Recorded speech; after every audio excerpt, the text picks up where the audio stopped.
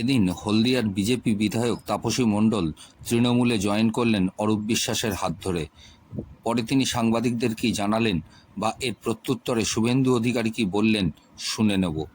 সঙ্গে থাকলে মাননীয় মুখ্যমন্ত্রীর সঙ্গে থেকে ওনার যে উন্নয়নের ধারা তাতে যাতে হলদিয়ার উপকার হয়, হলদিয়ার মানুষের উপকার করতে পারি, সেজন্যই আমি ওনার সঙ্গে আজকের যুক্ত হলাম। দেখুন, অভিজিৎ গাঙ্গুলিকে এমপি হিসেবে প্রার্থী করেছেন শুভেন্দুবাবু বা পার্টি দিয়েছেন জানি না কেন। তমলুক লোকসভা কেন্দ্রে ওনাকে বাইরে থেকে নিয়ে যাওয়া হয়েছে, তাই ওখান থেকে বাইরে থেকে গিয়ে সরাসরি এলাকার মানুষের সঙ্গে, বিধায়কের সঙ্গে, জেলা প্রেসিডেন্ট বা অন্যান্য কার্যকর্তাদের সঙ্গে বিরোধে জড়িয়ে পড়া, সেটা তার স্বাভাবিক পরিবেশ নয়।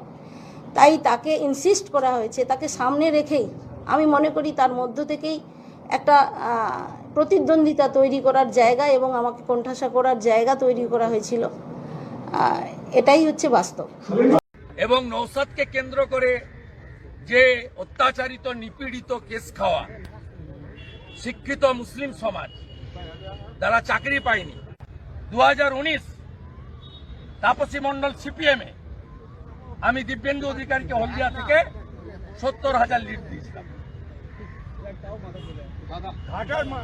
অতএব আমার কাছে সবকিছু লাভ নেই। হলদিয়ার একটা হিন্দু তৃণমূলের সঙ্গে নেই, একটা হিন্দু। নিশ্চিন্ত থাকুন, আগামী বছর এই সব মন্ত্রীকে সব পাঠাচ্ছি।